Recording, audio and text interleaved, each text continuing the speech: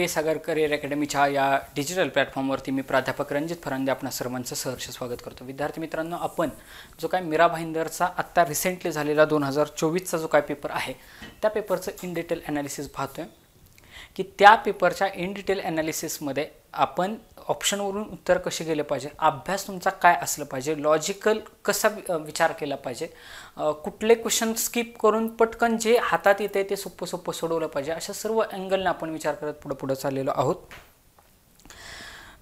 मला ही गोष्ट आवर्जून सांगायची की विदाऊट अभ्यास लॉजिक लावता येत नाही। त्याच्यामुळे मी आत्ता ज्यावेळेस लॉजिक सांगत असेल किंवा काही ट्रिक्स सांगत असेल त्यावेळेस मी हे एक ॲज्युम करून चाललेलो असतो की तुमचा काही ना काहीतरी 100% चांगल्या स्वरूपाचा अभ्यास आहे। फिनिशिंग टचच्या स्वरूपामध्ये ह्या ठिकाणी मी तुम्हाला सांगत असतो की क्वेश्चन पेपर हा कसा सोडवला पाहिजे, कारण बरेचशा विद्यार्थी मित्रांचा हा प्रॉब्लेम असतो। शेवटी तुम्ही क्वेश्चन पेपर कसा सोडवणार याच्यावरतीच तुमचं सिलेक्शन ठरणार आहे, ना की तुम्ही अभ्यास 18 तास केलाय, तुमचा अभ्यास खूप चांगला आहे आणि त्या 1-1.5 तासामध्ये तुम्हाला सोडवता आलं नाही तर त्याचा उपयोग होणार नाही। हा पेपर सोडवत असताना मराठी 20-21 मार्क घेण्यासारखा होता, बुद्धिमापन देखील 20-21 मार्क घेण्यासारखा होता, थोडं अंकगणित त्यातल्या त्यात टफ क्वेश्चन होते, 5-1 क्वेश्चन तर 100% टफ होते की ते क्वेश्चन त्या ठिकाणी त्या प्रेशर खाली विचार करणं, कारण शेवटी कसं आहे आम्ही बाहेरून सांगणं आणि त्या प्रेशर खाली त्या विद्यार्थ्याने सोडवणं ह्याच्यामध्ये 100% फरक असतो। एक 5-1 क्वेश्चन तर 100% हार्ड होते, परंतु जे मी सांगितलेलं लॉजिक होतं की तुम्ही ऑप्शन नंबर 3 ला डोळे झाकून घेऊन जावा, ज्यांनी त्याच्यावरती ट्रस्ट ठेवला 100% त्या विद्यार्थ्यांना त्या ठिकाणी फायदा झालेला मला स्वतःला दिसून आलेला आहे। आणि अशा वेळी आपल्याला त्या ठिकाणी स्ट्रॅटेजी पण चेंज करता आली पाहिजे। अशा पद्धतीनं आपण पुढे चाललेलो आहोत। आपल्या ज्यांनी कोणी पाठीमागचे मराठीचे 2 पाठ झालेले आहेत, बुद्धिमापनचे 2 पाठ झालेले आहेत, एक अंकगणितचा पाठ झालेला आहे आणि अंकगणित आपण अजून जास्तीत जास्त सोपं कसं करून सांगता येईल, आणि हा आपला उद्देश हाच आहे की मुंबईच्या मुलांना जास्तीत जास्त त्या ठिकाणी फायदा झाला पाहिजे। विद्यार्थी मित्रांनो, के सागर पब्लिकेशनचे आपले वेगवेगळे संदर्भ साहित्य पुस्तक आहेत। याच्यामध्ये थोडा प्रमोशनचा पार्ट असा की आपल्याकडे 78 प्रश्नपत्रिकांचा 2023 मध्ये झालेल्या सर्वच्या सर्व 78 प्रश्नपत्रिकांचा उत्तरे व स्पष्टीकरण यासाठी असलेला हा सेट आहे। विद्यार्थ्यांना ज्यांना पास होते त्यांच्यासाठी हे अत्यंत उपयुक्त असलेले हे पुस्तक आहे। याच्यामध्ये 38 प्रश्नपत्रिका ह्या जिल्हा ग्रामीण व शहर पोलीसच्या आहेत, 28 प्रश्नपत्रिका चालकच्या आहेत, 12 प्रश्नपत्रिका ह्या SRPFच्या आहेत आणि अत्यंत इन डिटेल त्या ठिकाणी एक्सप्लेनेशन त्याच्यामध्ये दिलेलं आहे। शिवाय चालू घडामोडीसह त्या ठिकाणी तो पार्ट इन्क्लूड केलेला आहे।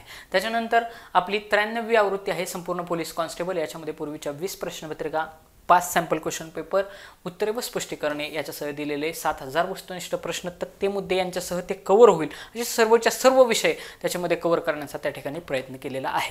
त्याच्यानंतर 25 निवडक प्रश्नपत्रिकांचं विश्लेषण व स्पष्टीकरणात्मक असलेलं आपले हे पोलीस कॉन्स्टेबलचं पुस्तक आहे। त्याच्यानंतर संपूर्ण बुद्धिमापन हे पुस्तक आहे। याला महाराष्ट्र शासनाच्या शिक्षण संचालनालयाकडून सर्वोत्कृष्ट पुस्तक म्हणून त्या ठिकाणी नामांकन करण्यात आलेलं आहे। जे विद्यार्थी चालकसाठी फॉर्म भरतात त्यांच्यासाठी मोटार वाहन चालवण्याचे वाहतूक व कायदेबद्दल नियम हे नवीन एडिशन त्या ठिकाणी ॲड केलेलं आहे। त्याच्यानंतर जे चालकसाठी फॉर्म भरतात त्यांच्यासाठी उपयुक्त असलेले हे अजून एक पुस्तक आहे, पोलीस शिपाई चालक भरती मोटार वाहन चालवण्याचे वाहतुकीबद्दलचे कायदे। हे जे काय वाहतुकीचे जे काय वेगवेगळे सिम्बॉल्स असतात ते सिम्बॉल त्या ठिकाणी एकदम रंगीत फॉर्मॅटमध्ये या पुस्तकामध्ये इन्क्लूड केलेले आहेत। जे काही पोलीस शिपाई चालक भरतीचे 2023 साली झालेल्या आणि 2021 त्याच्या अगोदरच्या वर्षी झालेल्या सर्वच्या सर्व PYQचा समावेश या पुस्तकामध्ये त्या ठिकाणी केलेले आहे। जे काही वाहतुकीबद्दलचे वेगवेगळे नियम आहेत, कायदे आहेत, त्यांचे मुद्देसूद मांडणी केलेले आहे। शिवाय जो काही नवीन मोटार वाहन दुरुस्ती अधिनियम आहे तो देखील या पुस्तकामध्ये इन डिटेल सांगितलेला आहे। GK पोलीस भरतीसाठी जो काही GKचा पोर्शन आहे 25 मार्क्सचा, त्यासाठी अत्यंत उपयुक्त असलेली ही आवृत्ती आहे स्मॉलेस्ट जनरल नॉलेज। याच्यामध्ये 2024च्या सर्व घडामोडी त्या ठिकाणी इन्क्लूड केलेल्या आहे। आपण कव्हर पेजवरून पाहू शकता। महाराष्ट्र भूषण अशोक सराफ, त्याच्यानंतर ऑस्कर पुरस्कार विजेते वेगवेगळे अभिनेते असतील त्यांचा समावेश या ठिकाणी केलेला आहे। वेगवेगळ्या एक्झामसाठी जसं TCS, IBPS, MPSC असेल, पोलीस भरतीसाठी अत्यंत उपयुक्त आणि दर्जेदार स्वरूपाचं हे पुस्तक त्या ठिकाणी आहे। त्याचबरोबर आपलं संपूर्ण मराठी म्हणून देखील एक पुस्तक आहे जे TCS, IBPS, MPSC, राज्यसेवा कंबाईन व पोलीस भरती या सर्वांसाठी उपयुक्त आहे।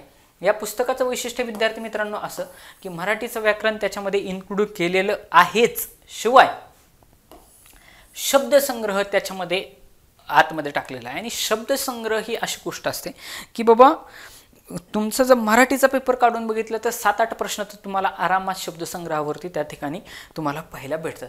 मग ह्या शब्दसंग्रहामध्ये 1000 वाक्यप्रचार आहेत, 500 म्हणी आहेत आणि 20,000 साधारणतः MCQ त्या ठिकाणी कव्हर होतील अशा स्वरूपाचं हे पुस्तक, अत्यंत दर्जेदार स्वरूपाचं पुस्तक त्या ठिकाणी डिझाईन केलेलं आहे.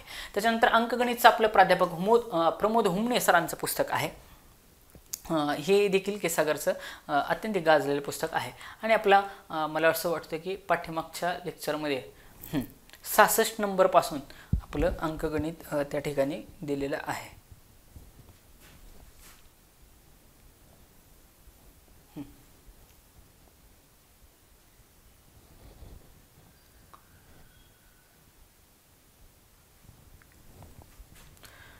त्या ठिकाणी प्रिंटिंग मिस्टेक झालेली आहे, तरी देखील मी तुम्हाला हा क्वेश्चन समजून सांगण्याचा प्रयत्न करतो बरं का. क्वेश्चन असा होता की एका शहराची लोकसंख्या, बघा आपण गणित या सेक्शनचे हे घेतोय. तुम्ही तुमच्याकडे ह्याची एक PDF स्वरूपामध्ये तुम्हाला कुठं जर PDF भेटली तर बऱ्याचशा टेलिग्राम चॅनलला ह्याच्या PDF अवेलेबल आहेत. PDF असेल तर PDF ठेवा, त्याच्यानंतर हार्ड कॉपी असेल तर हार्ड कॉपी ठेवा.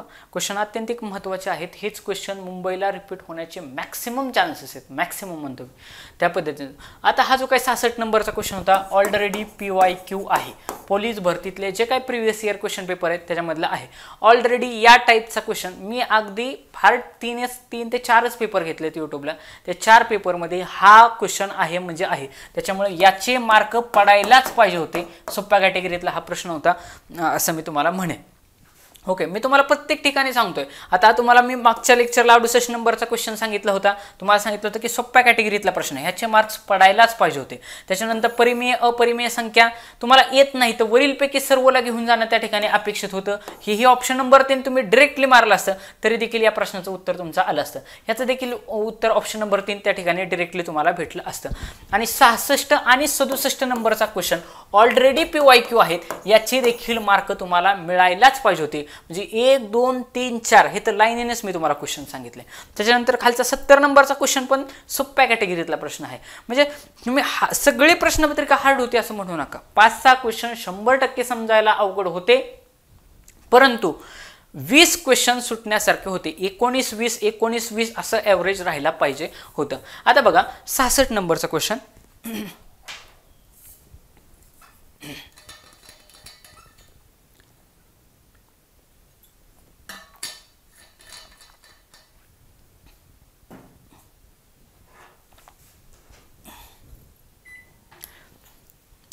नंबरचा क्वेश्चन आहे. काय म्हणतायत, एका शहराची लोकसंख्या ही 8% दराने वाढते. म्हणजे काय होते, दरवर्षी बघा एका शहराची लोकसंख्या दरवर्षी 8% वाढते.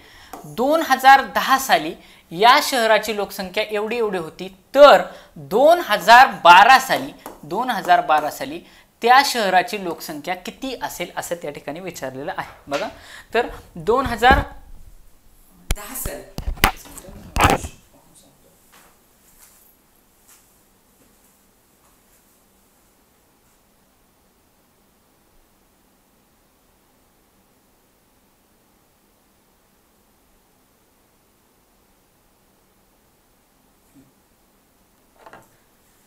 आणि क्वेश्चन असा दिलाय की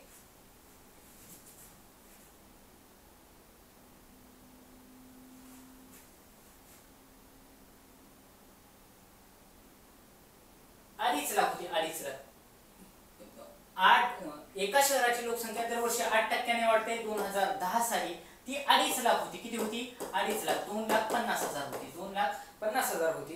तर 2012 साली त्या शहराची लोकसंख्या किती असेल? पहिला ऑप्शन दिलाय 2,56,000. त्याच्यानंतर दुसरा ऑप्शन दिलाय 3 लाख. तिसरा ऑप्शन दिलाय 2,91,600. 2,91,600 आणि चौथा ऑप्शन दिलाय 2,81,500. 2,81,500.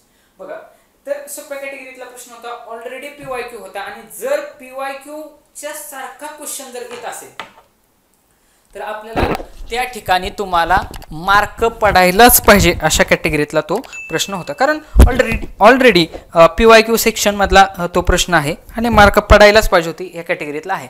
आता सोडू आपण. प्रश्न सोपा आहे. काय सांगितले की बाबा लोकसंख्या, बघा लोकसंख्या त्याची वाढ होते दरवर्षी, वाढ होते, वाढ किती होते दरवर्षी 8% होते. ज्यावेळेस वाढ होत असते त्यावेळेस 100 मध्ये ती मिळवायचं किती, 100 अधिक 8, 100 अधिक 8 भागिले 100, कारण ही तर टक्के दिले ना, टक्के म्हणजे भागिले 100 असतं, टक्के म्हणजे भागिले 100 असतं. म्हणजे हे किती वाढ असेल तर हे मिळवायचं. जर घट असतं, बघा जर त्यांनी घट असतं दिलं असतं 8% घटे तर काय केलं असतं, 100 मधून 8 वजा केलं असतं भागिले 100. बघा म्हणजे वाढ म्हटलं तर किती आलं असतं 108 भागिले 100. बघा 108 भागिले 100. आणि जर घट म्हटलं असतं दरवर्षी 8% घटती लोकसंख्या असं जर दिलं असतं तर 100 वजा 8 92/100 असं त्या ठिकाणी आपण घेतलं असतं. पण आपल्याला सरळ सरळ या ठिकाणी त्यांनी काय सांगितलंय की वाढ एवढी होती, किती होती 8% होती, म्हणजे 108 होते. बर लोकसंख्या किती दिली आहे, 2010 साली ती लोकसंख्या आहे 2.5 लाख. किती आहे 2.5 लाख. 2010 साली आहे 2.5 लाख आणि आपल्याला काढायचे 2012 साली किती, म्हणजे अजून 2 वर्षांनी. बघा 2 वर्षांनी म्हणजे दोनदा वाढ होणार आहे 8% मग काय करायचं असतं त्यावेळी 2.5 लाख, बघा 2.5 लाख म्हणजे 2,50,000 गुणुले किती वेळा वाढ होती आपल्याला काढायची, ही दिली आहे 2010 ची, काढायची 2012 म्हणजे वर्षांचा गॅप किती आहे 2 वर्षांचा. मग ह्यांनी 2 वेळा गुणायचं. त्यांनी जर 3 वर्षाचा गॅप विचारला असतं तर 3 वेळा गुणलं असतं. 108 भागिले 100 गुणुले 108 भागिले 100. मग गुणाकार वजाबाकी ही तुम्हाला करता आली पाहिजे. बघा मग सोप्या पॅटर्न मध्ये आपण गुणाकार भागाकार करण्याचा त्या ठिकाणी प्रयत्न करू. शून्याला शून्य गेला, हे 4 शून्य, 1 2 3 4, हे 1 2 3 4 म्हणजे किती उरले 25 गुणुले 108 गुणुले 108. तुम्ही म्हणताल सर एवढा मोठा गुणाकार आहे किती वेळ लागेल, तुम्हाला तो गुणाकार करावाच लागेल. मग गुणाकार करण्याची अजून सोपी पद्धत सांगतो. बघा 25 गुणुले हे 108 आहेत का नाही, 108 108 मी असं म्हणू शकतो का हो 100 अधिक 8, 100 अधिक 8 गुणुले 108 गुणुले 108. मग ह्याचं सुरुवातीला एवढं सोडून घ्यायचं, एवढं सोडून घ्यायचं. किती येईल ते उत्तर बघा. ह्या 25 न 100 ला गुणलं तर कसं लिहिणार 25 आणि हे 100 चे 2 शून्य अधिक 25 गुणिले 8 किती होतात, ह्या 25 न 8 ला गुणलं, हे अधिक चिन्ह आहे तसं म्हणलं. 25 8 200, 25 8 200. ह्या सगळ्याची किंमत किती येईल, हे 2500 अधिक 200 म्हणजे 2700 आलं. किती आलं 2700. किती उत्तर आलं ह्याचं 2700 आलं. 2500 अधिक 200 उत्तर किती येईल ह्याचं 2700 आलं. उत्तर आलं 2700. परत ह्या 2700 ला कुणी गुणायचंय 108 न गुणायचं. कोणी गुणायचंय 108 न गुणायचंय. आणि मग परत बघा त्याच पद्धतीनं करायचं. 2700 गुणुले 108 ची फोड करायची किती 100 अधिक 8, 100 अधिक 8. आता मग ह्या 2700 न ह्यांनी एकदा गुणायचं, हे मधलं चिन्ह आहे तसं मांडायचं आणि परत ह्या 2700 ने ह्या 8 ला गुणायचं. करा गुणाकार. 2700 गुणिले 100 म्हणजे हे 2 शून्य आहे तसे मांडायचे, मांडले. ओके किती झाले 2,70,000, 2,70,000 आणि परत ह्या 2700 ने ह्या 8 ला गुणायचं. मग इकडे साईडला गुणाकार करून घ्यायचा. बघा 2700 गुणिले 8, 2700 गुणिले 8, 0 0 0 0 दोन्ही शून्य आहे तसे मांडले. 8 7 56, हातचे आले 5, 8 दुने 16, 16 आणि 5 21 म्हणजे 21,600, 21,600. मग आता मला सांगा 600 शेवट येते असा एकच ऑप्शन आहे त्या ठिकाणी की ज्याचे 600 शेवट आहेत.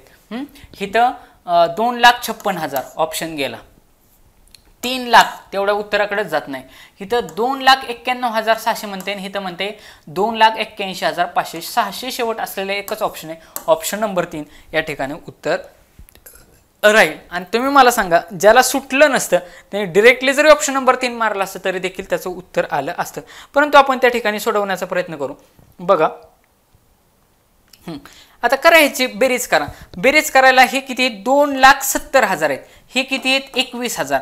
70,000मध्ये 21,000 ऍड केले तर उत्तर किती येईल 91,000. मग 2,91,000 आणि वरचे 600, 2,91,600. हे एवढं सगळं सोडवून देण्याच्या पाठीमागचा उद्देश माझा एवढाच आहे की हा जो गुणाकार आहे, हिथं ज्या पद्धतीनं मी गुणाकार केला, हिथं ज्या मी पद्धतीनं गुणाकार केला, कसा केला, कंसामध्ये 108 ची फोड केलेली, 108 ची फोड केलेली, 100 अधिक 8, 100 अधिक 8. हिथं पण कसं केलेलं आहे, कंसामध्ये त्याची फोड केलेली 100 अधिक 8. ओके, 100 अधिक 8 ही जी काय फोड केलेली, फोड केल्यानंतर जे उत्तर येते तशा पद्धतीनं त्या ठिकाणी उत्तर आलं पाहिजे. उत्तर आलं पाहिजे. म्हणजे 2,91,060 हे त्या प्रश्नाचं उत्तर आहे. पुढचा क्वेश्चन,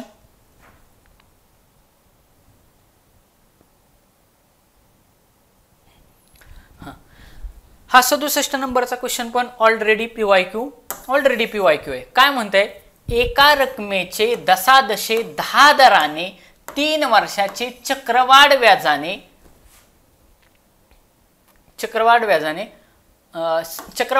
6,655 रुपये होतात, तर ती रक्कम कोणती. खालचं टाईप झालेलं नाही, तेवढं लक्षात घ्या तुम्ही, तुमच्याकडे हे असलं पाहिजे.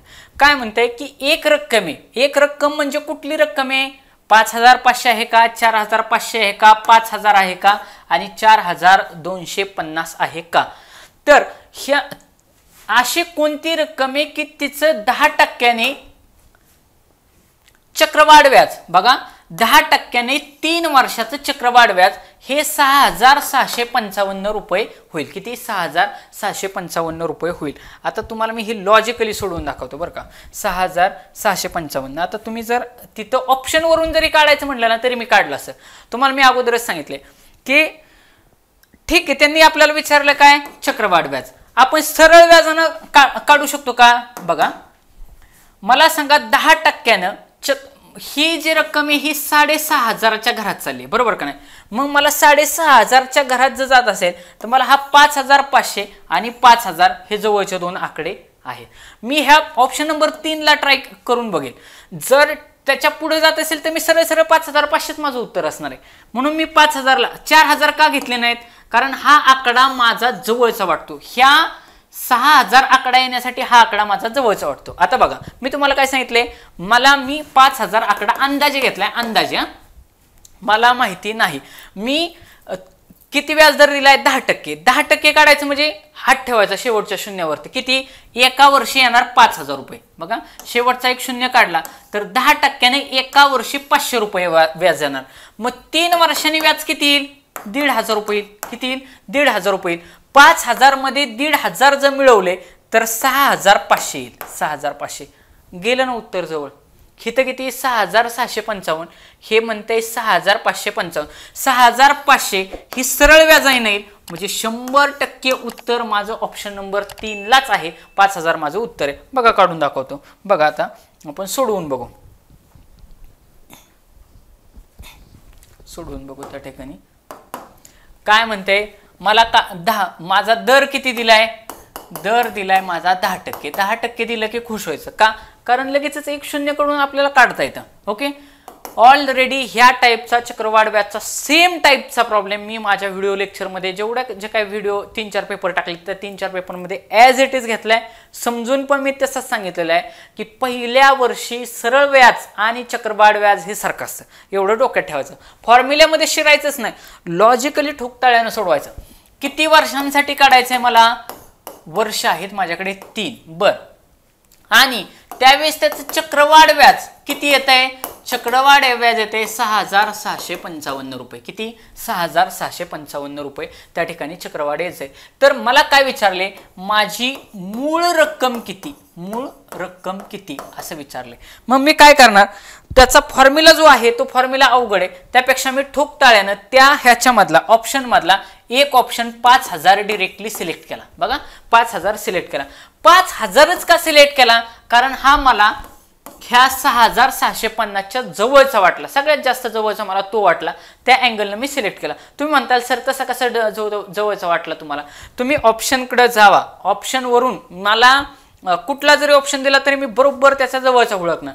बघा ह्या 4450चे मी सरळ व्याजानं विचार करणार, फक्त सरळ व्याजानं विचार केला तर 10% ह्याच्यावरचा 1 शून्य केला, किती झाले? 450 उरले. 450 रुपये. 450ला 3 न गुणलं तर किती उत्तर येईल? 0 0 3 5 15 हातचा लेख 4 त्रिक 12 आणि 1 13. 1350. 1350 हे 450 मध्ये मिळवा. ते किती झाले? हे झाले 800. हे 5800 झालं. अजून 1000 रुपये कमी पडतात. म्हणजे 100% 4500 उत्तर नाही. मग 4200 तर असेल का? गेला ऑप्शन. बघा म्हणजे जरी ट्राय करत आलो असतं तरी पण चाललं असतं. म्हणून ही मिडल फिगर मी 5000 घेतली. म्हणजे ट्राय करायला काय हरकत आहे?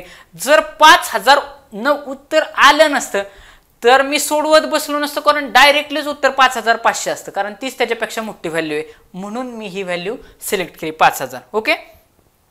तर बघा 5000 मी मांडली. तर तुम्हाला मी काय सांगितलं की पहिल्या वर्षी, बघा ही ट्रिक लक्षात ठेवायची, पहिल्या वर्षी सरळ व्याज व चक्रवाढ व्याज सारखे असते. पहिल्या वर्षी सरळ व्याज आणि चक्रवाढ व्याज कसं असतं? सारखं असतं. मग पहिलं वर्ष लिहून घ्या, हे दुसरं वर्ष आणि हे तिसरं वर्ष. बघा आता गंमत. आपली रक्कम किती मांडली आपण? 5000 मांडली. रक्कम किती मांडली? 5000. 5000चे 10%. 10% काढायचं म्हणजे 1 शून्य झाकायचा, किती उरले? 500. किंवा 1 शून्य खोडायचा, किती उरले? 500. म्हणजे पहिल्या वर्षी मला 500 500 500 असं व्याज भेटणार. 500 500 500 झालं. म्हणजे हे 1500 रुपये तर भेटले. दुसऱ्या वर्षी काय होणार? दुसऱ्या वर्षी मला ह्या 500 रुपयावरती, दुसऱ्या वर्षी ह्या 500 रुपयावरती, कारण चक्रवाढ व्याज आहे. चक्रवाढ व्याज म्हणजे व्याजावर व्याज असतं. माझं पहिल्या वर्षी 500, दुसऱ्या वर्षी 500, तिसऱ्या वर्षी 500 हे सरळ व्याजाने भेटणार. व्याज. पण चक्रवाढ व्याज म्हटलं की रकमेवर तर व्याज लागणार. जसे 500 500 लागले तसं. पण जे काही व्याज आलं किती? 500 रुपये आलं. दुसऱ्या वर्षी अजून 500 आलं. तिसऱ्या वर्षी अजून 500 आलं. त्या व्याजावरती पण व्याज लागत असतं. मग ह्या 500 रुपयावरती मला दुसऱ्या वर्षी व्याज लागणार. किती लागणार? 10% लागणार. 10% म्हणजे ह्या 500चा 1 शून्य काढला, किती झाले? 50 रुपये. म्हणजे दुसऱ्या वर्षी मला 50 रुपये व्याज लागणार. दुसऱ्या वर्षी 50 रुपये व्याज लागणार, अजून जास्त ॲडिशनल. आणि तिसऱ्या वर्षी बघा ह्या पहिल्या 500 रुपयाला परत 50 रुपये व्याज लागणार. आणि म्हणजे आता मी तिसऱ्या वर्षाला विचार करतोय. तिसऱ्या वर्षी ज्यावेळेस मी येणार आहे त्यावेळेस ह्या 500ला व्याज लागणार, परत ह्या 500ला पण 50 लागणार, कारण हे ऑलरेडी दुसऱ्या वर्षातले, म्हणजे ते अजून 50 लागले. आणि तिसऱ्या वर्षी ज्यावेळेस मी येतोय त्यावेळेस इथल्या ह्या 50 वरती पण माझं 10% व्याज लागणार. मग 10% म्हणजे किती? 1 शून्य काढायचा, किती? 5 रुपये व्याज मला लागेल तिसऱ्या वर्षी. म्हणजे तिसऱ्या वर्षी मला टोटल हे 50 आणि 50 असं त्या ठिकाणी व्याज लागेल. लक्षात आलं का? हे लक्षात आलं की सरळ सगळं समजलं. परत एकदा समजून सांगतो. मी ऑलरेडी समजून सांगितलेले तरी देखील समजून सांगतो. बघा मी 5000 रुपये मांडले. त्याचे 10% काढायचे म्हणजे 1 शून्य झाकला. 3 वर्षी 500 500 500 लिहिले, डोळे झाकून लिहिले. ओके. दुसऱ्या वर्षी काय होणार की मला दुसऱ्या वर्षी मला ह्या 500 वरती म्हणजे व्याजावरती व्याज लागणार, किती? 10% लागणार. 1 शून्य काढायचा की ते 50 रुपये मला लागणार. 50 रुपये मला व्याज लागणार. तिसऱ्या वर्षी काय होणार? हे दुसऱ्या वर्षी 50 रुपये लागलं एक्स्ट्रा. तिसऱ्या वर्षी काय होणार? या 500ला व्याज लागणार, परत ह्याही 500ला व्याज लागणार. म्हणजे या 500चे 50, या 500चे 50 इथं लिहिले, या 500चे 50 इथं लिहिले. पण ज्यावेळेस मी तिसऱ्या वर्षी येतोय त्यावेळेस ही ऑलरेडी 500 रुपये ह्या दुसऱ्या वर्षी ऍड झालेत ना, त्याचे 10% किती? 5 रुपये ते ऍड होणार. मग आता सगळ्यांची बेरीज करा. 500 500 500 हे किती झाले? 1,500 किती झाले 1,500. हे 50 50 50 किती झाले 150 आणि हे 5 रुपये, हे 5 रुपये करा ॲड, करा बेरीज. आता 5 अशी 5, 0 आणि 5 5, ओके 5 आणि 1 6 आणि हा 1 किती 1655. आणि आता ह्या 5000मध्ये 1655 मिळवा मिळवा. 5 अशी 5, 5 अशी 5, 6 अशी 6, 6 अशी 6, 655. म्हणजे 100% माझं उत्तर हे 5000 रुपये असणार आहे.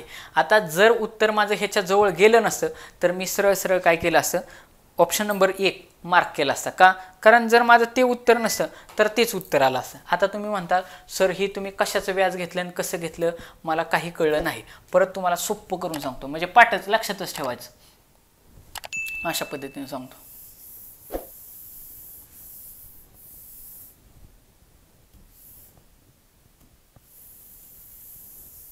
बघा मला किती वर्षांचं काढायला विचारले, 3 वर्षांचं. पहिलं वर्ष, दुसरं वर्ष, तिसरं वर्ष लिहिलं. किती टक्क्याने विचारले 10%. ह्या 5000चे 10% होतात 500.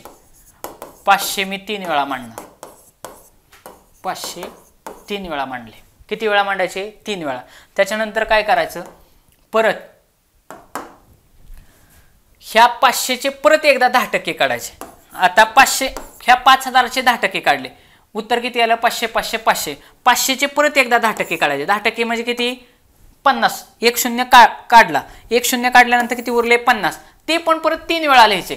कुठं पण लिहा 3 वेळा. मी इथे एकदा लिहिले, इथे एकदा लिहिले आणि इथे एकदा लिहिले. झालं 50 50 3 वेळा लिहिले. आणि ह्या 50चे परत एकदाच फक्त लिहायचे. मग 50चे 10% किती होणार, 1 शून्य काढला, किती उरले 5 उरले. आणि मग आता बेरीज करा बरं. आपण तुम्ही काहीच समजू नका, ह्याच्यावरती ह्याच्यावरती ह्याच्यावरती.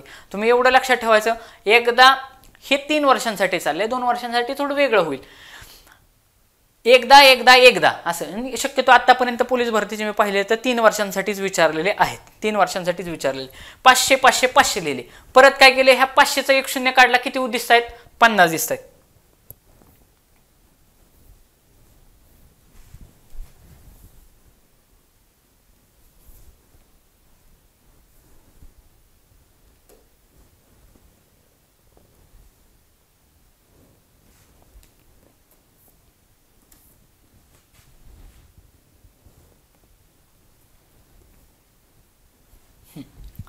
बघा तर किती दिसत आहेत 50 50 50 दिसत आहेत. मग ते पण हे 500 500 500 परत 50 50 50 3 वेळा लिहिले. बघा 500 500 3 वेळा लिहिले. परत ह्याचा 1 शून्य झाकला, ह्याचा 1 शून्य झाकल्यानंतर किती उरले 50 उरले. मग हे परत 50 किती वेळा आले 3च वेळा लिहायचे. आणि ह्या 50चं फक्त एकदाच काढायचं 5 रुपये. उद्या हे 10% विचारले, उद्या तुम्हाला 8% विचारतील, 5% विचारतील, 20% विचारते. सेम तोच फॉर्मॅट. 20% काढायचे 3 वेळा लिहायचे. जे हितर जो आकडा हिथं लिहिला असेल 3 वेळा त्याचे परत 20% काढणार, त्याचे परत 20% काढणार, ते परत 3 वेळा लिहिणार. आणि जे 3 वेळा खालचं लिहिणं असणार आहे त्याचे फक्त एकदाच 20% काढायचे आणि एकदा लिहायचे. झालं 3 वर्षाचं सरळ व्याज त्या ठिकाणी आलं. तुम्ही जर फॉर्म्युल्यानुसार गेला तर फॉर्म्युला लक्षात ठेवायला पण अवघड आहे. दुसरी गोष्ट त्याच्यामध्ये गुणाकार आहे, घन आहेत, त्यामुळे किचकट आहे, वेळ खाऊ प्रोसेस आहे. हे तुम्ही तोंडीच काढू शकता ना, म्हणजे हे मी तोंडीच काढलं असतं. 5000 रुपये, मग 5000चे 10% किती झाले 500. 3 वेळा मांडले म्हणजे किती झाले 1,500 रुपये झाले. 500 तरी 1,500. हां 500 500 500 म्हणजे 1,500 झाले. बरं त्याच्यानंतर परत मनातच विचार केला असता की परत 500चे 10% म्हणजे किती 1 शून्य काढला म्हणजे 50 रुपये राहिले. परत 3 वेळा 50 रुपयाला 3 वेळा गुणाकार केला तर किती झाले 150 रुपये झाले. म्हणजे हे 1,500 अधिक 150 म्हणजे किती रुपये झाले साधारणतः 6500 झाले. आणि जे शेवटचा 50 आकडा आलाय त्याचे 10% म्हणजे किती 5 झाले. तोंडीचं ना, फक्त 1 शून्य मनातल्या मनात घालवायचं आहे, त्याला कशा पेन टेकवायचा आहे. आणि तुम्हाला सांगतो 10%नेच तुम्हाला आतापर्यंत 1 2 3 वेळा प्रॉब्लेम त्या ठिकाणी विचारलेले आहेत. विद्यार्थी मित्रांनो, ह्या टाईपचा प्रॉब्लेम तुम्हाला सुटणं अपेक्षित होतं आणि गरजेचं देखील होतं. त्यामुळं हा प्रॉब्लेम तुम्हाला सुटायला पाहिजे होता, ही मला अपेक्षा होती. कारण ऑलरेडी हा PYQ आहे तो सुटायला तुम्हाला पाहिजे होता. 68 घेतला, 69 घेतलेला आहे, 70 नंबरचा 70 नंबरचा प्रॉब्लेम. बघा 70 नंबरचा प्रॉब्लेम 70 मध्ये काय म्हणताय.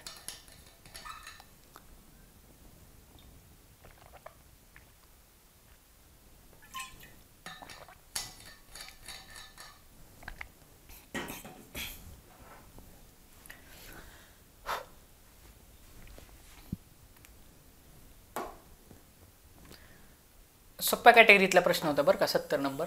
आपण सोडवण्याचा प्रयत्न करू. एक आयताकृती शेत आहे. इथं लगेच आयत काढायचं. हे आयताकृती शेत आहे. बरं, काय म्हणते, त्याची लांबी 1.2 किलोमीटर. हेच फसवलं होतं. 1.2 किलोमीटर. मग किलोमीटरचं बरं पुढं काय म्हणते, असून त्याची रुंदी 400 मीटर आहे. ही रुंदी किती दिली आहे, मीटर मध्ये दिली. किती दिली आहे, 400. बरं, हे तर मी 400 लिहिलं, 400 मीटर. पण जी लांबी दिली आहे ही किलोमीटर मध्ये दिली. जर ही किलोमीटर मध्ये दिली तर तिचं मीटर मध्ये कन्व्हर्जन करणं गरजेची गोष्ट आहे. मग ह्याला काय करायचं, ज्यावेळेस आपण किलोमीटरचं मीटर करत असताना काय करत असतो, 1000 न गुणत असतो. कशानं, 1000 न गुणत असतो. ह्याला 1000 न गुणलं तर किती होईल, 1200 होईल. किती होईल, 1200 मीटर होईल. मग 1200 मीटर इथं लिहा, 1200 मीटर. म्हणजे लांबी झाली 1200 मीटर, रुंदी झाली 400 मीटर. मग आता प्रॉब्लेम इकडे, तर लांबीचे रुंदीशी गुणोत्तर काढा. कोणाचे कोणाशी, लांबीचे रुंदीशी गुणोत्तर काढा. मग लांबीचे, ज्याला चे जोडलेलं असतं ना ते अंशात घ्यायचं. बघा, लांबीचे ज्याला चे जोडले, बघा इथं लिहितो, लांबीचे कोणाशी त्याला छेदात घ्यायचं. ज्याला कोणाशी, रुंदीशी, मग रुंदी छेदामध्ये गुणोत्तर काढा. म्हणजे आपण अंश आणि छेदाच्या स्वरूपामध्ये लिहिलं रुंदी आणि लांबी. मग आता बघा, लांबी किती दिली आहे, 1200. रुंदी किती दिली आहे, 400. बघा, शून्याला शून्य गेला, शून्याला शून्य गेला, 4च्या पाड्यामध्ये 4 एके 4, 4 त्रिक 12. म्हणजे 3:1 हे या प्रश्नाचं उत्तर राहील. 3:1. मग आता बघा, 3:1 ऑप्शन नंबर 2 ह्या प्रश्नाचं उत्तर राहील. झालं का नाही, ऑप्शन नंबर 2 आणि 3 मध्ये. आता ऑप्शन नीट बघा बरं कसे दिलेत. इथं 1:3 दिले आणि इथं 3:1 दिले. त्या लॉजिकनंच मला कळलं की उत्तर ह्या दोघांमध्ये एक हे दोन ऑप्शन आले नसते. मग ह्या दोघांमधला कुठला घ्यायचा हा विषय होता. मग इथं जर पहिला ऑप्शन 3:2 देते आणि इथं 3:1 देते, बाकीचे कुठंच 3:च्या ऑप्शन मध्ये नाही. इथं 3:2 आणि इथं 3:1 आहे. म्हणजे उत्तर ह्या दोघांमध्ये आहे. 1 आणि 2 मध्ये कन्फ्युजन झालं तर सरळ सरळ 2 ला घेऊन जा.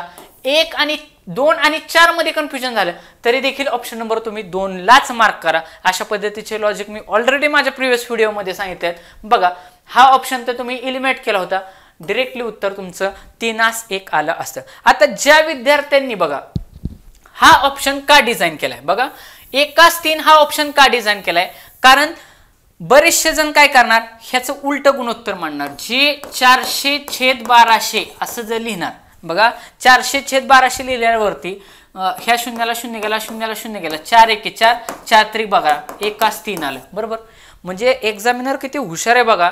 त्यांनी अशा पद्धतीने केलंय, ज्यांनी रुंदीवर घेतली लांबी खाली घेतली तो देखील ऑप्शन मध्ये उत्तर ठेवलेले आहे. आणि ज्यांनी योग्य घेतले, लांबी भागिले रुंदी घेतले, सोपे सरळ सरळ विचारलं होतं लांबीचे रुंदीचे गुणोत्तर काय, 3:1 तुमचं येणं अपेक्षित होतं. 100% सोप्या कॅटेगरीतला हा प्रश्न होता. ऑलरेडी तशा स्वरूपाचे प्रश्न PYQ मध्ये विचारलेले आहेत. तुमचा कसाच चुकायला नव्हता पाहिजे. तुमचं उत्तर त्या ठिकाणी बरोबरच यायला पाहिजे होतं. अशा कॅटेगरीतला प्रश्न होता. भूमितीवरती थोडे प्रश्न त्या ठिकाणी त्यांनी जास्तीत जास्त स्वरूपाचे विचारलेले दिसतात. आता बघा पुढचा प्रश्न बघा, 71 नंबरचा प्रश्न. 71 नंबरचा प्रश्न काय दिलाय प्रश्न, की 2 समांतर रेषांना एका छेदिकेने छेदले असता छेदिकेच्या एका बाजूच्या अंतरकोनाची बेरीज किती असते. बघा प्रश्न तुमच्या समोर आहे.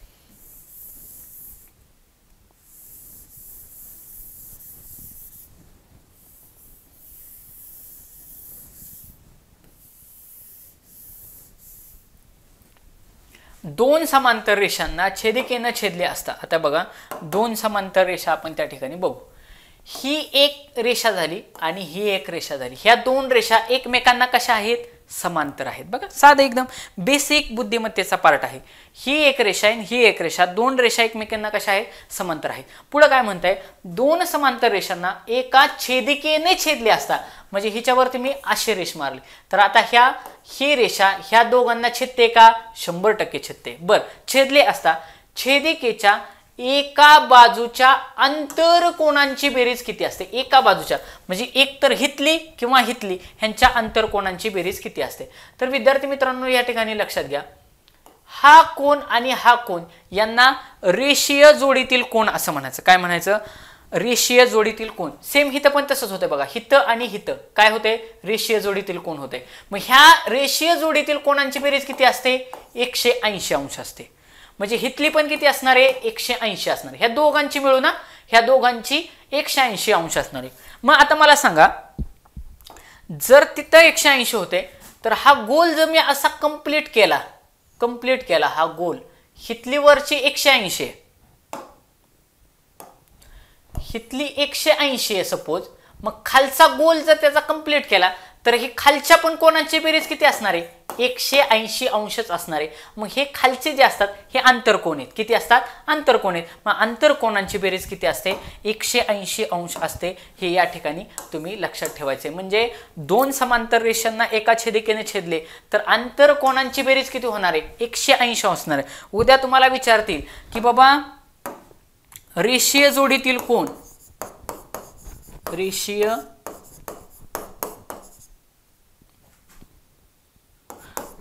रेषीय जोडीतील कोन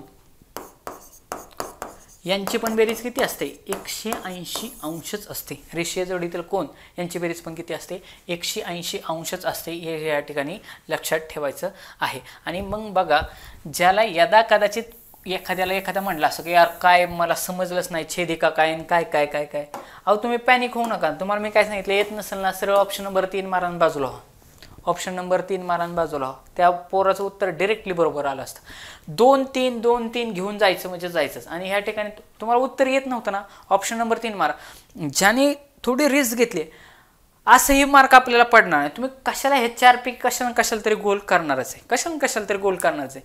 जरी आता कधी ऑप्शन नंबर 3 ला केलं, मॅक्सिमम चान्सेस असतात गोळे लागण्याचे. मॅक्सिमम 2 आणि 3 ला तुम्ही घेऊन गेला तर मॅक्सिमम चान्सेस असतात. 3 ला उत्तर मॅक्सिमम असण्याचे त्या ठिकाणी चान्सेस असतात. आता 72 नंबरचा क्वेश्चन,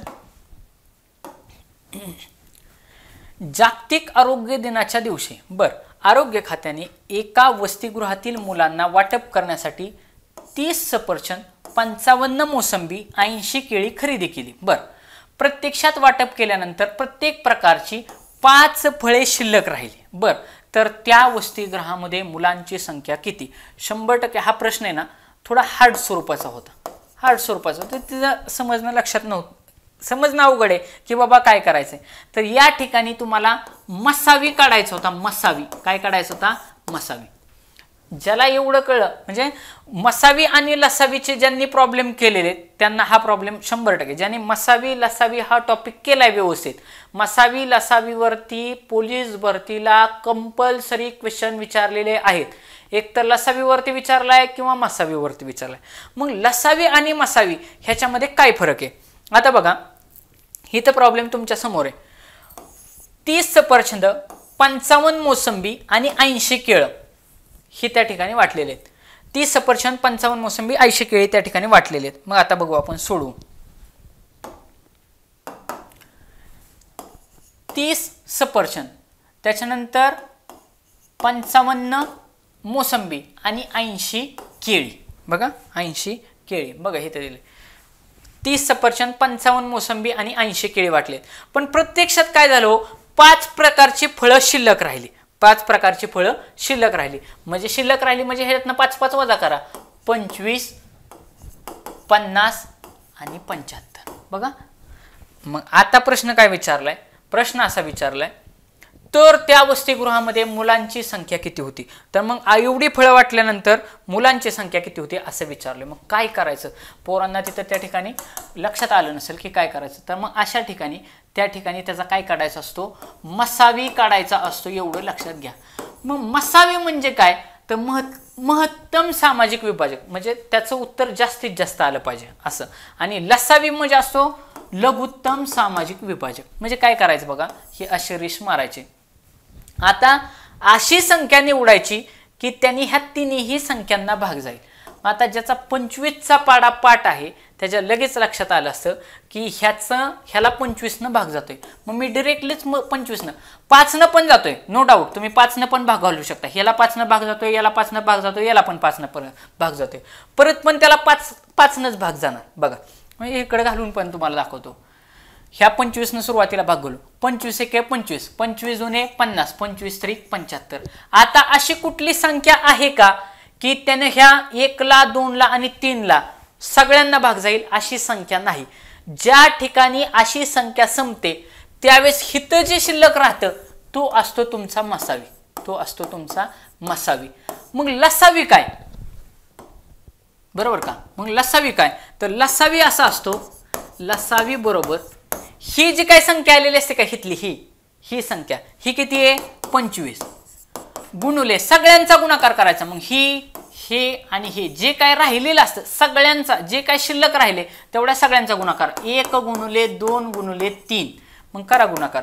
मग 3 दुने 6, 1 आणि गुणलं काय नाही गुणलं काय सेम राहणार, 25 चा 25 म्हणजे 150 त्यांचा लसावी आला असता, लसावी आला असता. आणि मसावी किती आहे 25. मग आता ऑप्शनकडे जाऊ आपण, ऑप्शनकडे आलो आपण. मग ऑप्शनकडे आल्यानंतर एवढं लक्षात यायला पाहिजे होतं आपल्याला हा लसावी आणि मसावीवरचा प्रश्न आहे. मग बघा ऑप्शनमध्ये एक्झामिनरनं त्या मुलाला उत्तर देण्याचा प्रयत्न केलेला, म्हणजे जाणून बुजून फसवलेलं नाही. त्याच्यामुळे 150 या ठिकाणी ऑप्शनमध्ये ठेवलंच नव्हतं. या लॉजिकनं देखील एकतर 25 उत्तर यायला पाहिजे किंवा 150 उत्तर यायला पाहिजे.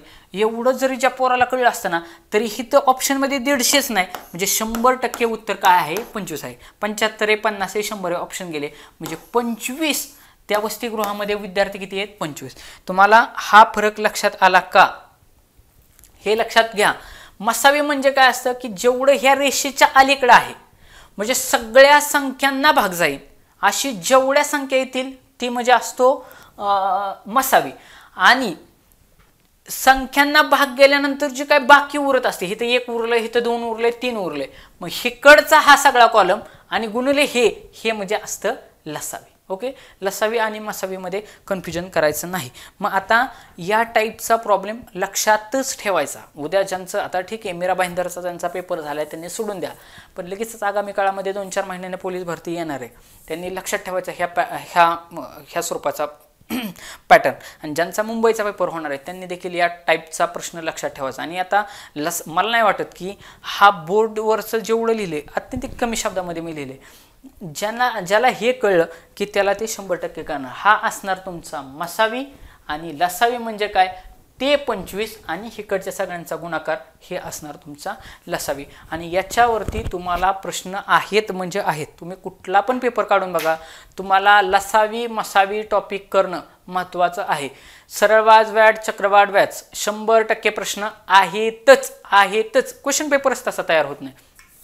त्यामुळं सोपे प्रश्न चुकून द्यायचे नाहीत. आणि भूमितीला त्यांनी जास्तीत जास्त हिट केले तर भूमितीचे 10वीचे हे 10वीच्या पुस्तकामधले जेवढे क्वेश्चन विचारलेत का नाही 10वीच्या पुस्तकाला बेस धरून विचारले. बेसिक जरी 10वीच्या पुस्तकातलं जरी केलं, अगदी बेसिक क्वेश्चन आहेत तेवढे जरी केले, ऑलरेडी PYQ केले तरी देखील 100% तुम्हाला मार्क येणार म्हणजे येणारच.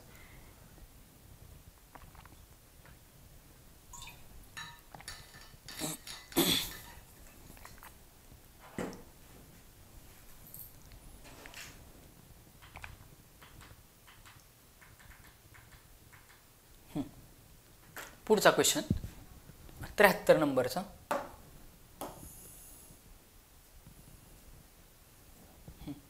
सोपा प्रश्न होता हा जसा आपण ते बाबा एवढी माणसं एवढ्या दिवसात काम करतात तर एवढी माणसं केवढ्या दिवसात काम करतील अशा स्वरूपाचा प्रश्न होता. आणि हा प्रश्न लॉजिकली देखील सुटत होता. 73 नंबरचा क्वेश्चन आहे. 73 नंबरचा क्वेश्चन आहे. ज्यांच्या समोर क्वेश्चन पेपर असेल त्यांनी 73 नंबरचा क्वेश्चन बघायचा आहे. एका वाहनाने एका तासात तोडलेले अंतर, एका तासात ताशी वेग 50 किमी आहे. म्हणजे एक वाहन एका तासात किती जाते 50 किमी अंतरानं ताशी किमी असताना एका गावाहून दुसऱ्या गावी जाण्यास त्याला किती तास लागतात 6 तास लागतात. म्हणजे जर तो 50 किलोमीटर या वेगानं गेला, बघा 50 किलोमीटर या वेगानं गेला तर त्याला पोचण्यासाठी किती वेळ लागतोय 6 तास लागतात. बघा 6 तास लागतात. तर त्याच प्रवासाला म्हणजे अंतर सेम राहिलं, म्हणजे एका गावावरून दुसऱ्या गावाला जाताना 50 किलोमीटर या वेगानं गेला तर तो 6 तासात पोहोचतोय. म्हणजे आपणच समजायचं, आपण मोटरसायकलवर बसलोय, 50 किलोमीटर वेगानं चाललोय, तर आपण किती तासात पोहोचणार आहे? 6 तासात पोहोचणार आहे. आता पुढे बघा, त्याच प्रवासाला स्वतःला इमॅजिन करून बघायचं, 100% उत्तर येते बघा सहज, अगदी फॉर्म्युला नको काही नको. त्याच प्रवासाला ताशी वेग 30 किमी असताना किती तास लागेल? बघा, तर त्यांनी असं विचारलंय, तर तुम्ही जर 50 किमीच्या ऐवजी, तुमची गाडी ही 50 किलोमीटरच्या ऐवजी, असं समजा की पाऊस लय पडतोय, तर मग आता तुम्ही 50 किलोमीटर वेगानं जाणार का? नाही जाणार. तर तुम्ही आता कितीनं गेलाय? 30 न गेलाय, तर तुम्हाला किती तास लागतील? मला सांगा, 50 किमीनं गेल्यानंतर जर 6 तास लागत असतील, तर 30 किमीनं गेल्यानंतर 100% जास्त तास लागणार आहेत, बरोबर का नाही? 6 तासापेक्षा जास्त तास लागणार आहेत. मग इथं ऑप्शन, पहिला ऑप्शन बघा बरं काय दिलंय, पहिला ऑप्शन दिलाय 5 तास, ऑप्शन गेला ना. अहो 50 न 6 तास लागत असतील तर 30 न त्याच्यापेक्षा जास्त तास लागणार आहे, पहिला ऑप्शन लॉजिकलीच घालवलं. आता बघा, मला सांगा की ह्या 50च्या मी निम्मे केले तर किती किलोमीटर होते? 25 किलोमीटर पर तासानं मी जाईल. तर मग मला वेळ किती लागेल? 50नी, मी जर गाडी 50ने चालवली तर 6 तास लागतात. जर मी त्याच्या निम्म्या स्पीडनं चालवली तर मला दुप्पट वेळ लागेल, म्हणजे 12 तास लागतील.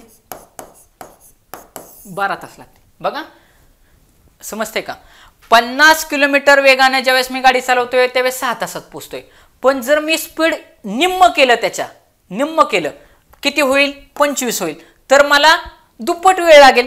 दुप्पट वेळ म्हणजे किती लागतील? 12 तास लागतील. मग आता थोडं जवळ आहे, हे 25 किलोमीटरनं मला 12 तास लागत असतील, तर मी थोडंसं स्पीड वाढवलं, 25 पेक्षा थोडं स्पीड वाढवलं, म्हणजे किती केलं माझं? 30 केलं, तर 100% 12 पेक्षा मला थोडासा कमी वेळ लागेल.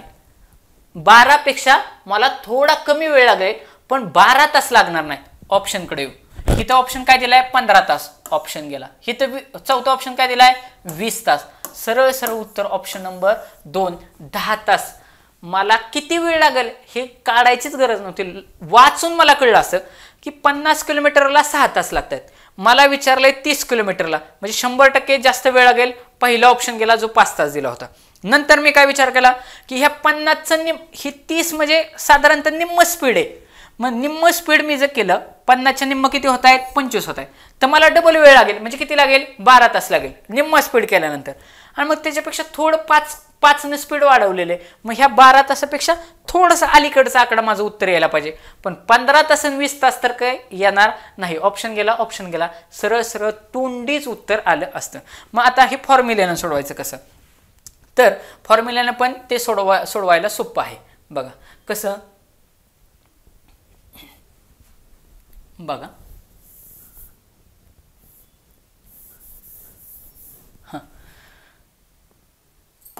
50 किलोमीटर वेगाने ज्यावेळेस मी जातोय त्यावेळेस 6 तास लागत आहेत, तर 30 किलोमीटर वेगाने गेलो तर मला किती वेळ लागेल? बघा, ह्या बरोबर चिन्हाच्या इकडे जर जेवढं काय असेल ना तेवढं सगळं घालून टाकायचं. ह्या बरोबर चिन्हाच्या इकडे हे गुणाकारात आहे, इकडे आल्यावरती काय होईल? भागाकारात होईल. म्हणजे 50 गुणिले 6 भागिले 30 भागिले 30. 6 एके 6, 6 पंचे 30, 5 एके 5, 5 10 50, म्हणजे 10 तास लागतील. असं देखील या ठिकाणी उत्तर तुम्ही काढू शकला असता. पण हे तुम्हाला त्या ठिकाणी सुचायला पाहिजे होतं. आणि मी जे हे फॉर्म्युल्यामध्ये झालं, म्हणजे नाही का आपलं MDHचा फॉर्म्युला ना, त्या टाईपमध्येच हे सरळ सरळ तिरकस गुणाकार करून सुटत होतं. पण मी जे सांगितलं ते लॉजिकली सांगितलं. उद्या जरी स्पीडच्या संदर्भात एखादा प्रॉब्लेम आला तर तुम्हाला लॉजिकली सुटणार. मी ज्या पद्धतीने मग अशी चक्रवाढ व्यास सांगितलं ते लॉजिकली सांगितलं की बाबा लॉजिकली उत्तर कसं काढता येईल, म्हणजे फास्ट उत्तर कसं काढता येईल ह्या अँगलनं सांगितलं. आणि नेहमी ज्यावेळेस त्या पद्धतीने आपण गणित सोडवतो त्यावेळेस उत्तर व्यवस्थित अजून जास्त चांगल्या पद्धतीने. आता मागचा कालचा व्हिडिओ जर बघितला तुम्ही, तर मागच्या व्हिडिओमध्ये मी ताट्या वाटे ही घेताना ती XY असं मांडलंच नाही, डिरेक्टलीच ताट्या वाट जे काही दिलेले आहेत त्या फॉर्मॅटमध्ये घेतलं, उत्तरं त्या ठिकाणी काढलेली आहेत. ओके, अशा स्वरूपाच्या सोप्या स्वरूपाचा क्वेश्चन होता. पुढचा 74 नंबरचा क्वेश्चन. आता हा जो काही 74 नंबरचा क्वेश्चन आहे, क्वेश्चन हा तसा पाहिला गेला तर हार्ड म्हणता येईल बघा, तसा पाहिला गेला तर हा हार्ड आहे, परंतु हा ऑलरेडी पोलीस भरतीला PYQ विचारलेला आहे, कित्येक वेळा विचारलेला आहे. काय म्हणते, 4, 2, 5 यापैकी प्रत्येक अंक एकदाच वापरून तयार होणाऱ्या सर्व 3 अंकी संख्यांची बेरीज किती असेल. तयार होणाऱ्या सर्व 3 अंकी, जर सपोज 4, 2, 5 हे फक्त अंक एकदाच वापरले तर तयार होणाऱ्या 3 अंकी संख्यांची बेरीज किती असेल, तयार होणाऱ्या 3 अंकी संख्यांची बेरीज किती असेल असं त्या ठिकाणी विचारलेलं आहे. ऑलरेडी PYQ आहे, हिथं फक्त आकडे बदलून दिलेत. अगोदरच्या ह्याच्यामध्ये मला जे आठवते 1, 2, 3 असं वगैरे दिले. प्रोबॅबिलिटीवरचा हा क्वेश्चन आहे. मग कसा सोडवायचा, आपण त्याला सोप्या स्वरूपामध्ये सोडवण्याचा प्रयत्न करू. सोप्या स्वरूपामध्ये बघू त्याला सुटतोय का. काय करायचं अशा वेळी बघा, प्रश्न समजून घ्या. 4, 2, 5 यापैकी प्रत्येक अंक एकदाच वापरून तयार होणाऱ्या सर्व 3 अंकी संख्यांची बेरीज किती होईल. काय करायचं, हे आकडे लिहून घ्यायचे. 4, 2 आणि 5 एकाखाली एक लिहून घेतले. एकदाच वापरू असं ज्यावेळेस म्हणतं ना त्यावेळेस त्याला 2 न गुणायचं. गुणुले 2 गुणुले 2 गुणुले 2. आता काढा उत्तर. 4 दुने 8, त्याच्यानंतर 2 दुने 4, 5 दुने 10, 5 दुने 10.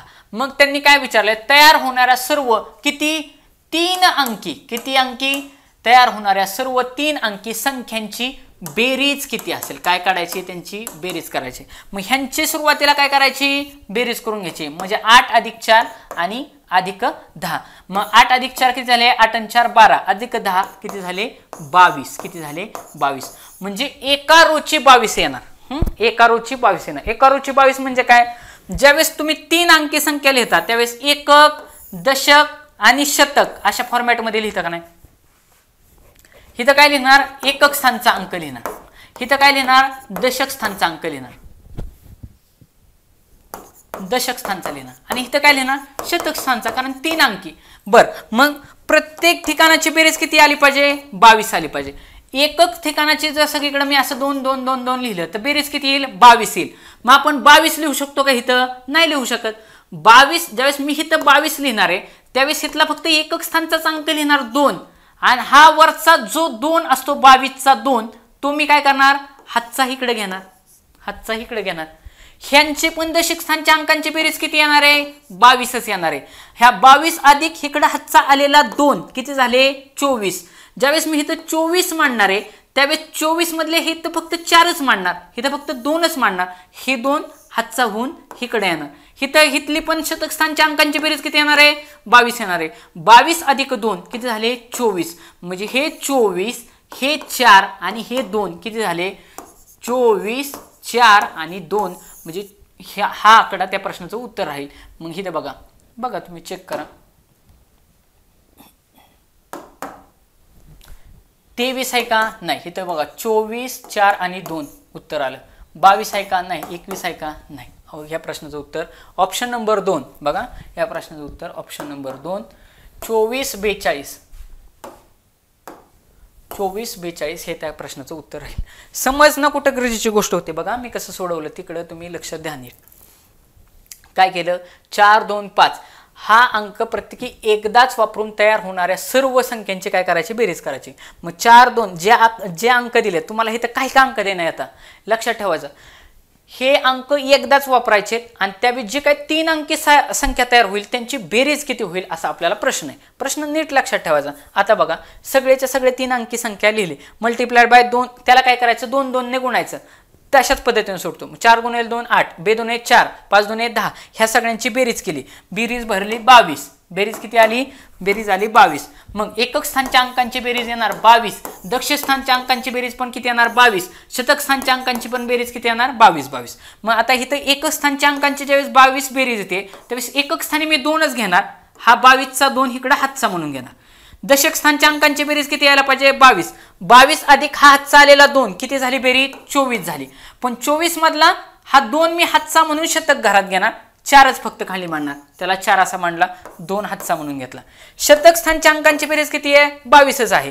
पण हा हातचा आलेला 2 त्याच्यामध्ये मिळवला किती झाले 24. मग ह्या 42 वरती 24 मांडा, किती झाले 24 42, हे त्या प्रश्नाचं उत्तर आहे. अशा पद्धतीनं मी तुम्हाला एक प्रॉब्लेम देतो, तो प्रॉब्लेम तुम्हाला सुटतोय का बघा. सेम अशाच पॅटर्नमध्ये लक्षात घ्या, फक्त इथले अंक बदलणार मी. 4च्या ऐवजी 5, 2च्या ऐवजी 3 आणि 5च्या ऐवजी 2. मला सांगा हे अंक वापरून, हे अंक फक्त एकदाच वापरून तयार होणाऱ्या सर्व 3 अंकी संख्यांची बेरीज किती होईल ते मला तुम्ही खाली कमेंट बॉक्समध्ये सोडवून लगेच आता व्हिडिओ पॉज करायचा, सुटतोय का बघायचं आणि कमेंट बॉक्समध्ये कळवून मला ती संख्या तुम्ही कमेंट बॉक्समध्ये लगेच त्या ठिकाणी कळवा. ओके, लगेच तुम्हाला तोंडी सुटाय पाहिजे. 5 गुणिले 3 गुणिले हे त्या ठिकाणी करायचं, तुम्हाला उत्तर येऊन जाईल.